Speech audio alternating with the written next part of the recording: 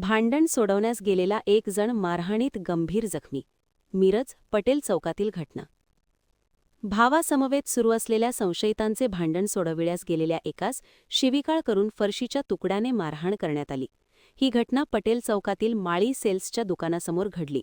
यामध्ये फिर्यादी सचिन आदिनाथ तानगावे, वय 45, राहा पेठ भाग, कवठेपिराण ताला, मिरज, हे गंभीर जखमी झाले आहेत. या प्रकरणी सांगली शहर पोलीस ठाण्यात नोंद करण्यात आली आहे.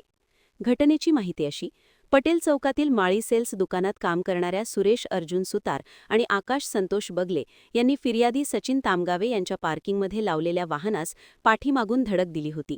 यामुळे त्यांच्या वाहनाचे नुकसान झाले होते.